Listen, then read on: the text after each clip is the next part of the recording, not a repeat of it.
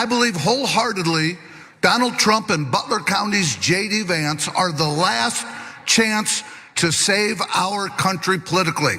I'm afraid if we lose this one, it's going to take a civil war to save the country, and it will be saved. And if we come down to a civil war, I'm glad we got people like Schmitty and the Bikers for Trump on our side. That pleasant fellow was Republican Ohio State Senator George Lang. Yesterday, he spoke at a J.D. Vance campaign event and told the audience that he believed a civil war might be necessary to save America. After getting a wave of backlash, Lang walked his comments back, putting out this statement.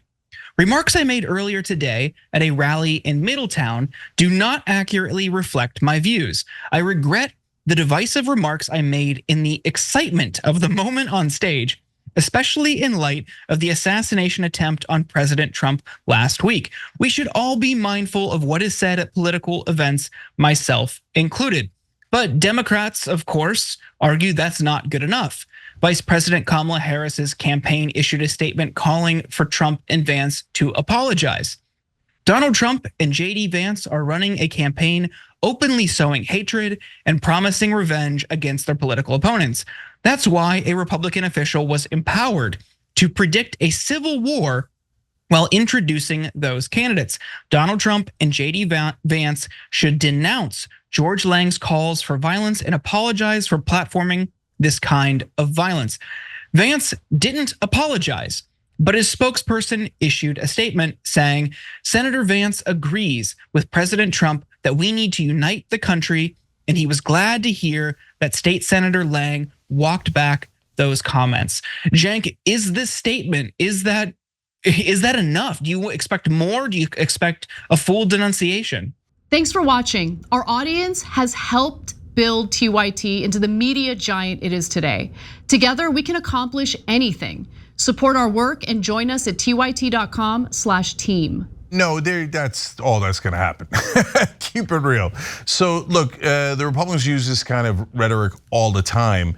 It's just that they're getting caught after the assassination attempt. I've heard endless times Republican legislators either talking about civil war or Second Amendment remedies for government tyranny. Matt Gaetz has said that. Tons of Republican legislators have said that. And that's why it's not an accident that 41% of Republicans think that it might be time for violence. So it's just that they haven't had time to pretend to change yet. So after the assassination attempt, they all pretended that it was, the Democrats' fault for doing the incendiary rhetoric. And so when Democrats say something that's 10% of what the Republicans say, they were all going around going, aha, that's why, and it was you guys put the target on Trump and it's all your fault. And then 2 days later, they forgot that that's their talking point and instinctually went back to, there's gonna be civil war if we don't win. Okay, that's not helpful, okay? So, and you don't look, I know that in that same poll, there was a shocking number of Democrats that also said it might be time for violence. We talked a lot about that in independents too. A much lower number in the 20s, but still in the 20s is shocking to me for the Democratic side. But the Democratic politicians generally, their problem is usually they're way too timid, not that they're too aggressive. I've never seen that in my lifetime. Whereas the Republicans, especially on this kind of rhetoric, have been at an 11 for as long as I can remember. So they're having trouble scaling it back down to a 9. Yeah, I'm with you. I don't expect much different from Trump and Vance on these comments. I don't even expect them to denounce future and likely instances of Republicans or commentators or people supporting their campaign calling for violence. You saw how they both have reacted over the past couple of years to January 6th. They've tried to justify it. They've called them political prisoners. They've turned them into martyrs. This was a violent, murderous mob at the Capitol, and they've just turned a blind eye to it. Right now, they want to pretend like they care about political violence because they think it might help them spin a political narrative. But of course, like we're saying, George Lang's comments aren't an anomaly among Republicans. There are many other Republican voters that our own reporters here at TYT have talked to who have suggested that a civil war might be necessary. Take a look. he were to lose again, what would that mean for the country in your estimation? We'd have an uprising. There's too many people that are ready to go now. When you say, what does that mean? Can you be specific? Civil war. Civil war. You think it'll be a civil war if Trump loses again?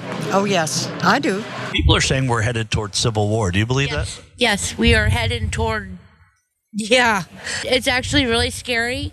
We need to have people stand up and say, hey, enough is enough, and take our country back. We're in a civil war already, and blood has been shed. It's a revolution. It's the new American Revolution. Ashley Babbitt is the Crispus Attucks of the new American Revolution. I can tell you right now, if they steal the election, all bets are off. How about civil war? Let's go for it. Cenk, can you feel the unity here? Yeah. So listen, guys. This is why Donald Trump's big lie about the 2020 election is so important. Because, so let's now do it in reverse. If Donald Trump wins, should the left be ready for a civil war? To that I would say, of course not. Hold on, right? Why? Why would we instantly go to a civil war? That's crazy talk, right? So the only scenario in which I could envision that there being any kind of violence in the streets is a situation where, for example, somebody loses an election and goes, yeah, but I put in my fake electors instead and I just stole this election. Now what are you gonna do about it? I rolled out the tanks against you guys. And you like government tyranny? How you like them government tyranny?